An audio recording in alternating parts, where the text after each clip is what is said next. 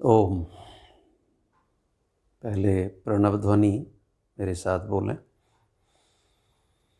ओ।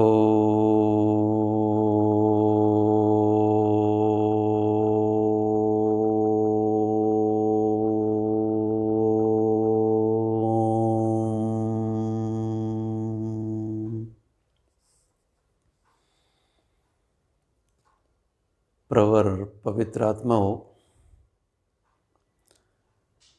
परमपिता परमात्मा ने इस सारे संसार की रचना की है। लाखों प्रकार के प्राणी ईश्वर ने बनाए हैं, जिनमें मनुष्य भी एक योनि है, किंतु सभी योनियों में सर्वश्रेष्ठ योनि मनुष्य योनि कहलाती है। और यह मनुष्य योनि परमपिता परमात्मा ने जीवात्मा को एक विशेष अवसर प्रदान करने के लिए यह योनि प्रदान की है। ईश्वर न्यायकारी है। जीवात्मा के कर्मों के अनुसार ही वह फल देता है। उसके न्याय विधान में कहीं कोई त्रुटि नहीं होती। मनुष्य जीवन पाकर हम कई बार इतने अहंकार में डूब जाते हैं कि हमने मनुष्य जीवन क्यों प्राप्त किया है, हमारे इस जीवन का उद्देश्य क्या है, क्या हमें करना चाहिए, किस दिशा में हमें जाना चाहिए, हमारे जीवन जीने की शैली कैसी हो कि हमारा आत्म परिष्कार होते होते हमारा कल्याण हो सके, यह हम भूल जाते हैं। इस सांसारिक उपलब्धियों की चकाचौंध में डूब जाते हैं। इतनी सारी धन संपदा, विद्वता, बल, रूप, सौंदर्य, ये चीज़ें हमें जो प्राप्त होती हैं, कई बार इनका इतना मद हमारे विचारों में इतना आविर्भूत होता है कि हम अपने लक्ष्य से भटक जाते हैं। इस अहंकार को कैसे दूर करें, इस अज्ञानता, इस मल, इस विक्षेप को हम कैसे हटाएं, ताकि हम अपने उद्देश्य की प्राप्ति कर सकें, ये समझना बहुत आवश्यक है। चलिए एक उदाहरण लेते हैं। एक वैदिक विद्वान आप्त पुरुष, उनका अपना आकलन, उस आधार पर कुछ व्याख्येय प्रश्न। आज के इस भौतिक युग में मान लीजिए कोई व्यक्ति यह कहता है कि वह अपने जीवन में 100% सफल हो गया, वह अपने इस जीवन के पुरुषार्थ में, क्रियाकलापों में, धन संपदा अर्जित करने में 100% सफल है। आइए उसका आकलन करते हैं कि उसकी सफलता में उसके स्वयं का योगदान कितना है।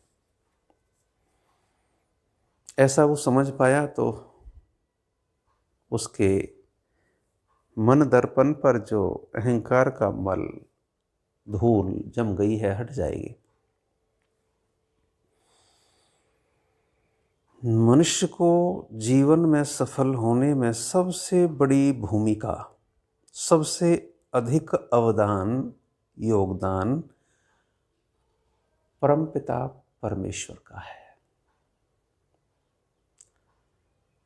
उस सच्चिदानंद सर्वरक्षक परमपिता परमात्मा ने जीवात्मा को ये मानव शरीर प्रदान किया।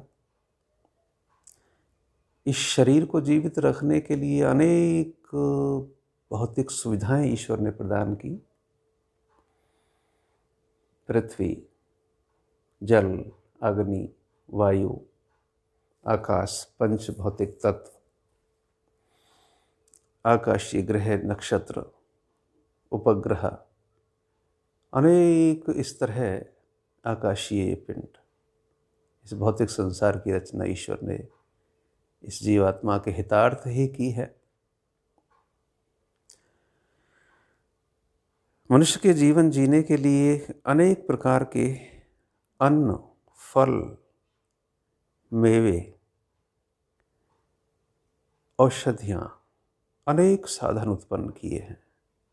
इनसे जीवात्मा के जीवन की रक्षा होती है, जीवन चलता है। अनेक धातुएं पृथ्वी के गर्भ में उत्पन्न ईश्वर ने की हैं, जो हमारे जीवन के लिए संसाधन बनते हैं। परमपिता परमात्मा की कृपाओं का हम पर इतना बड़ा योगदान है कि उनके बिना हम अपने जीवन की कल्पना नहीं कर सकते। इसलिए ऐसे व्यक्ति के जीवन में जो अहंकारवश यह कहता है कि मेरा जीवन 100% सफल है और उसमें मेरा ही अपना योगदान है, ऐसे व्यक्ति के जीवन का आकलन करने के लिए ये मानना पड़ेगा कि 100 में से 90% योगदान तो परमपिता परमात्मा का है।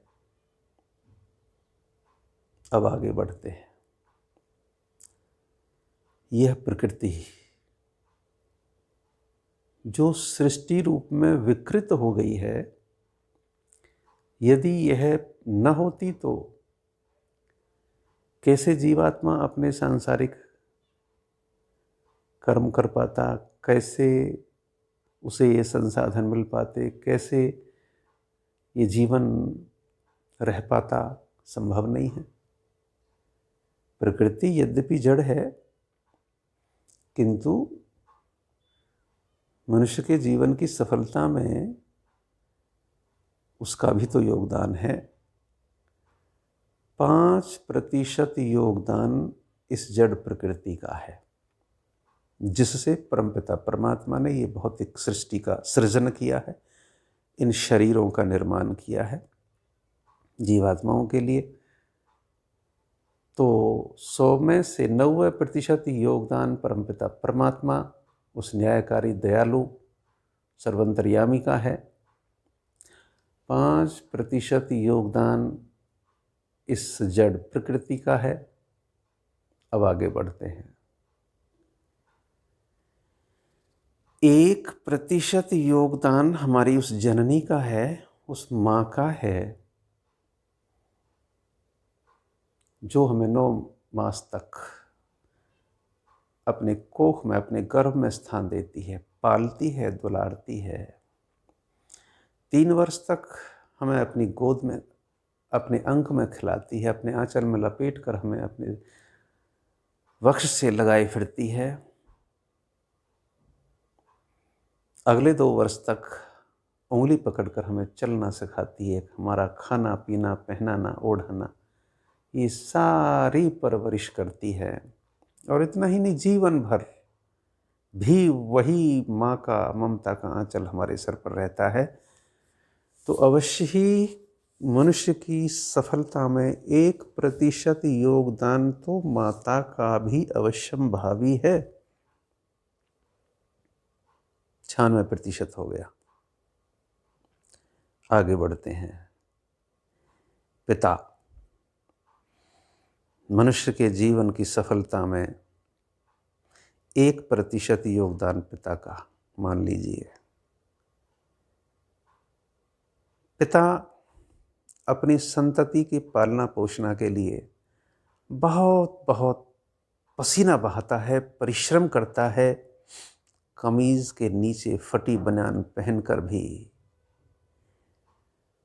धन पूंजी का इंतज़ाम करके, व्यवस्था करके मारा मारा फिरता है, मेरे बेटे का कहीं किसी अच्छी शिक्षण संस्था में प्रवेश हो जाए, किसी प्रशिक्षण केंद्र में वहाँ पर उसका दाखिला हो जाए, पढ़ लिख कर एक सफल नागरिक बन जाए। बहुत कुछ अवदान है पिता का मनुष्य के जीवन में, स्वीकार करना पड़ेगा। माता पिता कितना कष्ट उठाकर बच्चे की पालना पोषण करते हैं, अपना जीवन खपा देते हैं। तो 1% योगदान पिता का भी है। और आगे बढ़ते हैं। मनुष्य बचपन से लेकर अपने जीवन की शिक्षा प्राप्ति के काल तक अनेक गुरुओं के संपर्क में आता है। प्राथमिक शिक्षक से लेकर उच्च शिक्षा के पढ़ाने सिखाने वाले गुरुओं तक। इतना ही नहीं, जो कुछ मानव सीखता है माता से, पिता से, परिजनों से, समाज से, गुरुजनों से, औपचारिक उन गुरुओं से, उन शिक्षकों का भी योगदान मनुष्य के निर्माण में कम नहीं है। 1% अवदान तो उनका भी मान लीजिए, क्योंकि शिक्षक ना हो तो कौन सिखाए इस बुद्धू जीवात्मा को। इसलिए 1% योगदान मनुष्य के जीवन में उसके गुरु का होता है।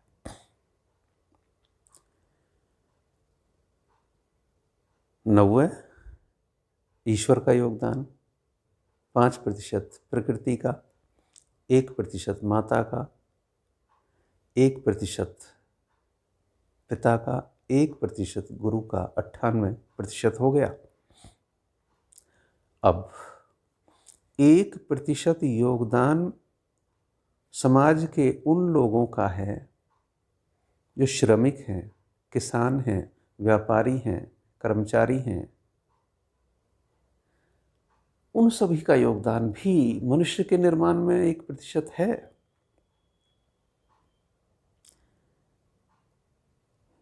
व्यक्ति ने अपने जीवन का निर्माण करते समय, प्रगति करते समय किन किन साधनों का प्रयोग किया है, उन साधनों को बनाने वाले, उनको निर्मित करने वाले लोग ना होते तो कैसे संभव था कि मनुष्य इतना आगे बढ़ जाता।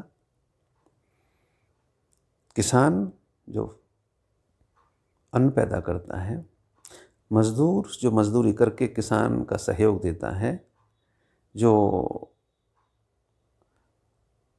कारखानों में काम करता है, जो पृथ्वी के गर्भ में धातुओं के निकालने में सहयोग देता है, जो बड़े बड़े उद्योगों में अपना पसीना बहाता है, बड़े बड़े वैज्ञानिक आविष्कारक जो अनेक साधनों का निर्माण करते हैं, जिनसे व्यक्ति अपने जीवन में सीख कर आगे बढ़ता है, उन सब का योगदान न होता तो क्या व्यक्ति इतना जीवन में सफल हो पाता? नहीं हो पाता।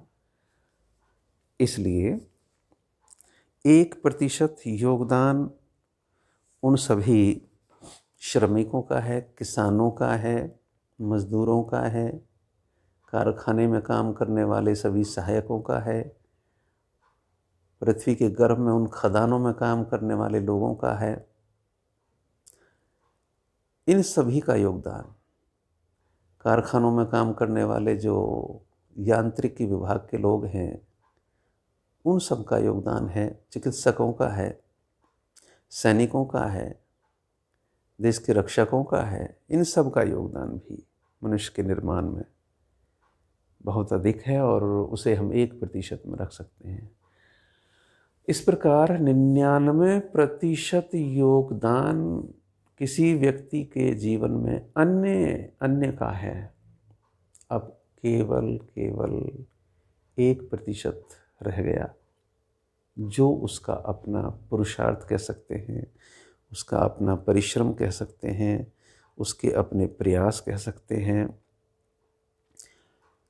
व्यक्ति के 100% जीवन में सफल होने में उसका अपना निजी योगदान तो मात्र 1% है। और मनुष्य है कि दंभ के मारे फूला नहीं समाता। इतना अहंकार उसे घेर लेता है कि मानो उसकी मुट्ठी में है सारा संसार। जो कुछ उसके जीवन में प्रगति है, ऊंचाई है, भौतिक चकाचौंध है, मानो उस स्वयं ने अर्जित की है। इस रहस्य को मनुष्य क्यों नहीं समझ पाता है कि उसके जीवन की सफलता में 90% योगदान परमपिता परमात्मा का, 5% योगदान प्रकृति का, 1% योगदान माता का, 1% योगदान पिता का, 1% योगदान गुरुओं का, 1% योगदान अन्य सामाजिक प्राणियों का, जो राष्ट्र का निर्माण करते हैं, अपना योगदान देते हैं अपने श्रम से, अपने बौद्धिक श्रम से, अपने बल से, अपने बाजुओं के बल से। इस प्रकार मनुष्य का अपना योगदान उसके जीवन के निर्माण में कितना रह गया? मात्र 1%। और हम फूले नहीं समाते। कैसा अहंकार आकर हमें घेर लेता है। सत्ता में बैठकर हमें ऐसा लगता है कि सारा विश्व मैं एक इशारे पर इसे नचा सकता हूँ। भूल जाते हैं परमपिता परमात्मा भी कोई वस्तु है। हम भूल जाते हैं कि हमारे माता पिता, हमारे बंधुजनों का भी हमारे जीवन के निर्माण में कोई सहयोग है। माता कहाँ रहती है, पिता कहाँ रहता है, वो हमसे क्या अपेक्षाएं रखते हैं, इनको हम भूल जाते हैं। गुरु का हमारे जीवन में क्या महत्व है, क्या स्थान है, हम उसे विस्मृत कर देते हैं। हमारे अन्य भाई समाज के अन्य लोग, हमारे सहकर्मी, हमारे कर्मचारी, हमारे मजदूर, हमारे किसान, हमारे अन्य व्यापारी, दुकानदार, इन सब का भी तो हमारे जीवन में योगदान है। हम इनके महत्व को भी हम नकार देते हैं। बड़ा दुर्भाग्य है। मनुष्य के भीतर अहंकार पनपता है जो उसका स्वयं का विनाश कर देता है। मनुष्य का अहंकार उस ऑल पिन की, उस आखिरी किनारे की तरह है जो उसे आगे नहीं बढ़ने देता, वहीं रोक देता है। बस आखिरी सीमा, मनुष्य की प्रगति वहीं रुक जाती है जब उसे अहंकार आ घेरता है। और यह हमें समझना होगा कि हमारा क्या है, इस जीवात्मा का क्या है। इस वास्तविक रहस्य को समझना ही चाहिए। सोचिए क्षण भर, ईश्वर का हमारे जीवन में स्थान क्या है। संध्या समय हो गया है,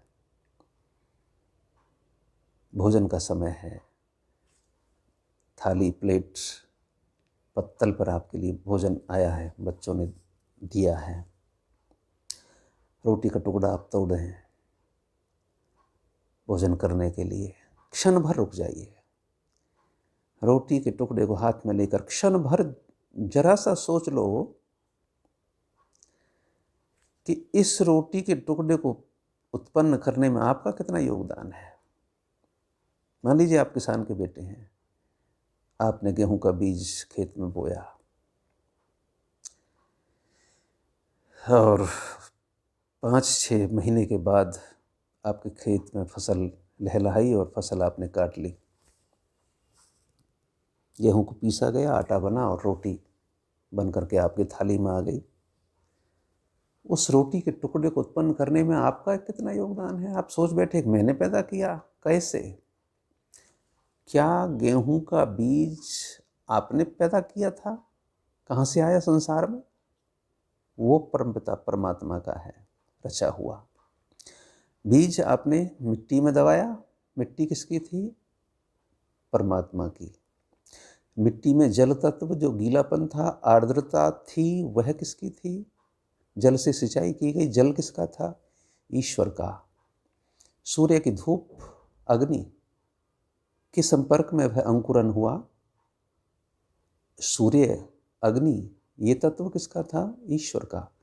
वायु का स्पर्श न होता तो अंकुरन नहीं होता। वायु किसकी थी? ईश्वर की। एक एक वस्तु परमपिता परमात्मा की है। क्या आप में ये शक्ति थी कि आप गेहूं को मिट्टी में दबाकर उसके ऊपर की नोक को पकड़कर खींचें तो उसमें से अंकुरन पैदा हो जाए? आपकी ताकत थी कि उसमें पत्ते पैदा हो जाएं? आपकी ताकत थी कि उसमें फल और फूल और फल उसमें उत्पन्न हो जाए, बीज उसमें उत्पन्न हो जाए? आपकी ताकत थी?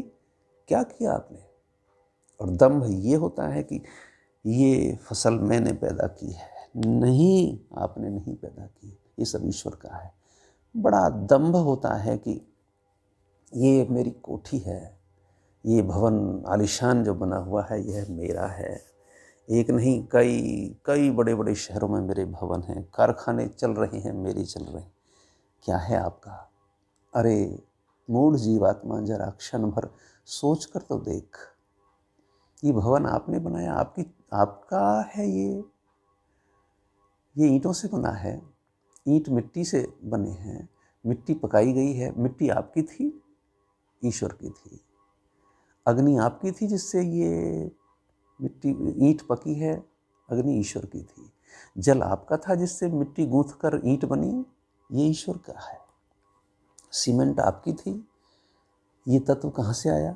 लोहा, धातु, ये कहाँ से प्राप्त हुई? आपके जो इस भवन में जड़े पड़े हैं ये कहाँ से प्राप्त हुई? ये फर्नीचर, जंगले, खिड़की, दरवाजे, लकड़ी, ये कहाँ से आई? ये किसकी थी? ये सब ईश्वर की थी। परमपिता परमात्मा इन तत्वों को, इन वस्तुओं को न बनाता तो ये आप बना सकते थे क्या? कितना झूठा, कितना चिचला आपका अहंकार है, कितना दंभ है, कितनी दुर्गंध है इस दंभ में कि यह सब मेरा है, मैंने इसको बनाया है। कहाँ बनाया आपने? अरे आप में तो कुछ भी सामर्थ्य नहीं, आप में तो अपने शरीर को बनाने तक की सामर्थ्य नहीं। ये किसने बनाया? आप में तो शरीर का एक अंग बनाने की सामर्थ्य नहीं। जिस पुतले में आप रह रहे हैं, जिस मकान में, इस शरीर रूपी मकान में आप रह रहे हैं, इसका एक अंश आप नहीं बना सकते। क्या औकात है आपकी, क्या ताकत है आपकी?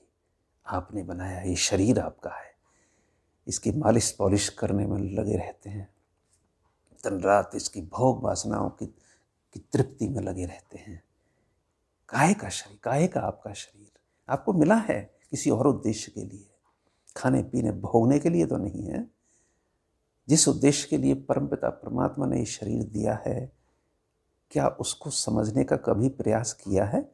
ये झूठा दंभ छोड़ दीजिए, ये अहंकार भीतर न आने दीजिए।